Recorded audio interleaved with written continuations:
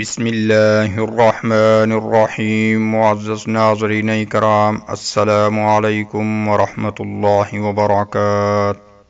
تعویذ دو مقصد کے لیے استعمال ہوتے ہیں۔ پہلا مقصد یہ ہوتا ہے کہ جس بیماری یا نظر بد کے لاحق ہونے کا اندیشہ ہوتا ہے اس کے لگنے سے پہلے ہی اس کے شر کو روک دینا۔ یہ مقصد بچوں، گھوڑوں اور گھروں میں لٹکائے جانے والے تعویذوں سے ظاہر ہوتا ہے۔ دوسرا مقصد یہ ہوتا ہے کہ جو بیماری یا نظر بد لگ چکی ہے اسے دور کرنا۔ یہ مقصد ان تعویذوں سے ظاہر ہوتا ہے جو درد، بدن کا سرخ پڑ جانا اور بخار وغیرہ کے بیماروں کو پہنائے جاتے ہیں۔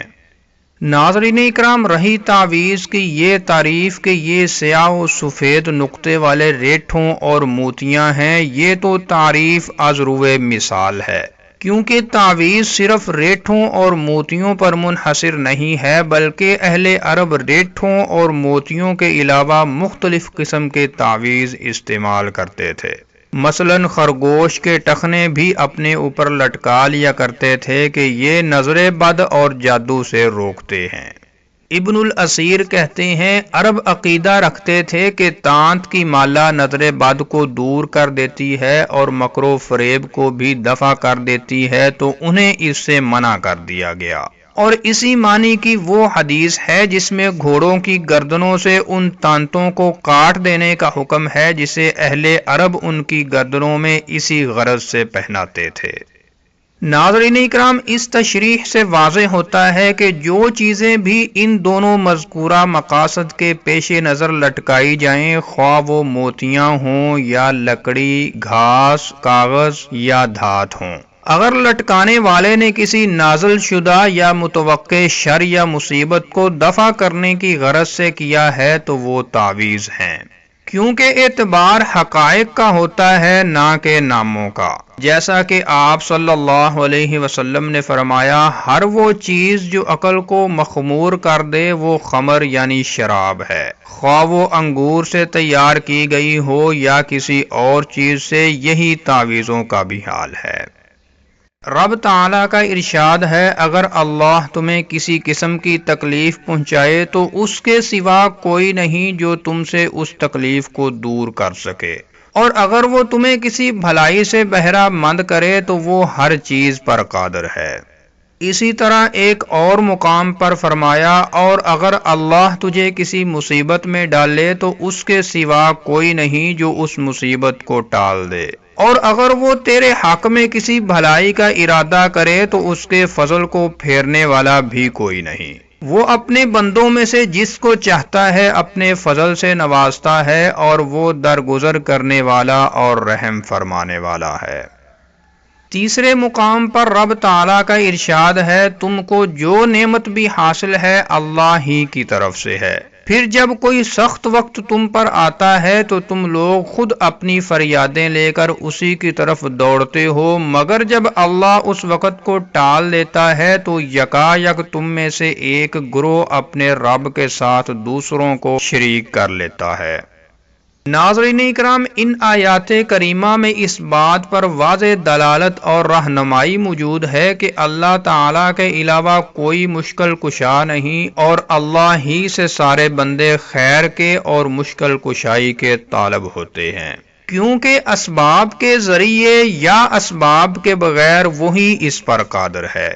اسباب کی دو قسمیں ہیں، شرعی اسباب اور فطری اسباب۔ ناظرین اکرام، شرعی اسباب وہ ہیں جنہیں اللہ تعالیٰ نے بذریعہ نص قرآنی یا حدیث نبوی شرعی حیثیت دی ہے، جیسا کہ دعا اور جائز جھاڑ پھونک۔ یہ شرعی اسباب ہیں جن کا اثر اللہ تعالیٰ کے حکم سے ظاہر ہوتا ہے، خواہ بندہ خیر کا طالب ہو یا مشکل کشائی کا۔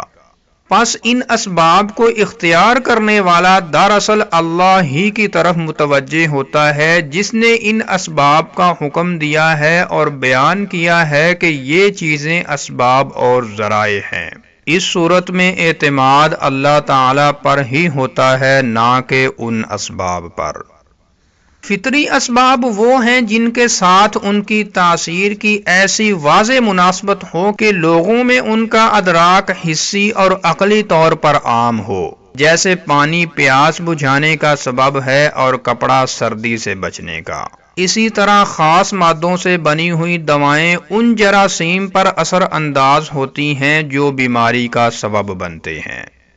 معزز ناظرین، یہ وہ فطری اسباب ہیں جن کو بروئے کار لانے کی اسلامی شریعت نے انسانوں کو ترغیب دلائی ہے، لہٰذا ان اسباب کا استعمال دراصل اللہ تعالی ہی کی طرف رجوع کرنا ہے، جس نے ان اسباب میں یہ متعین خواص ودیت کیے ہیں، اور وہ جب چاہے ان کو زائل کر دینے پر قادر ہے، جیسا کہ اس نے اس آگ سے جلانے کی خاصیت زائل کر دی جو سیدنا ابراہیم علیہ السلام کے لیے بھڑکائی گئی تھی۔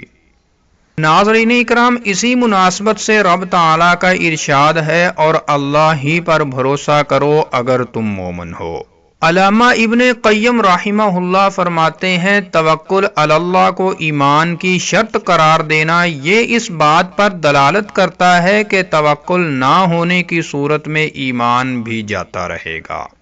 دوسرے مقام پر رب تعالیٰ نے فرمایا کہ موسیٰ علیہ السلام نے اپنی قوم سے کہا کہ اگر تم واقعی اللہ پر ایمان رکھتے ہو تو اس پر بھروسہ کرو اگر مسلمان ہو، یعنی توکل علی اللہ کو مسلمان ہونے کی دلیل قرار دیا، اور فرمایا بھروسہ کرنے والوں کو اللہ ہی پر بھروسہ کرنا چاہیے۔ ناظرین اکرام، ان آیات میں مومنوں کی باقی دوسری صفات کی بجائے صفت ایمان کا ذکر اس بات کی دلیل ہے کہ اللہ تعالی پر ایمان لانا اللہ پر توکل کرنے کا تقاضا کرتا ہے، اور توکل کی مضبوطی اور کمزوری ایمان کی مضبوطی اور کمزوری پر منحصر ہے، یعنی جس قدر بندے کا ایمان مضبوط ہوگا اسی قدر اس کا توکل علی اللہ بھی مضبوط ہوگا، اور جب ایمان کمزور ہوگا تو توکل علی اللہ بھی کمزور ہوگا۔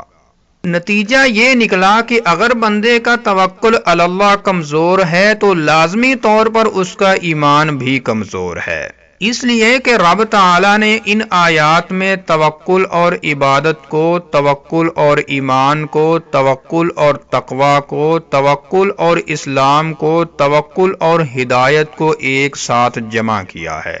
جس سے ظاہر ہوتا ہے کہ توکل علی اللہ، اللہ پر بھروسہ، ایمان اور احسان کے تمام درجات و مراتب کی اصل ہے، بلکہ اسلام کے تمام اعمال کی اصل ہے۔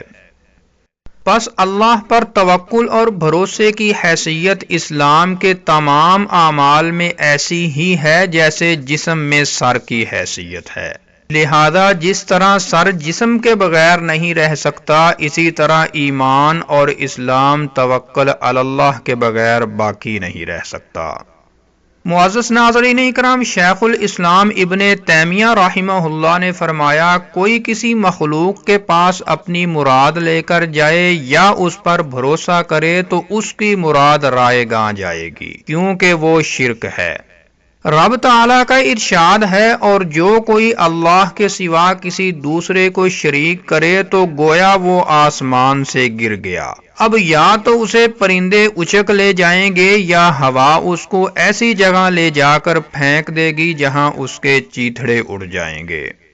ناظرین اکرام، شیخ سلیمان رحمہ اللہ کہتے ہیں کہ غیر اللہ پر توکل کی دو قسمیں ہیں۔ پہلے نمبر پر ایسے کاموں میں غیر اللہ پر توکل کرنا جس کی طاقت اللہ تعالیٰ کے علاوہ کسی کو نہیں ہے، جیسے مدد، شفا، امان اور روزی وغیرہ جیسے مقاصد کی حصولی کے لیے وفات شدہ بزرگوں اور طاغوت پر بھروسہ کرنا، تو یہ شرک اکبر یعنی بڑا شرک ہے، کیونکہ اس قسم کے سارے کاموں میں صرف اللہ تعالیٰ ہی کو قدرت اور طاقت حاصل ہے۔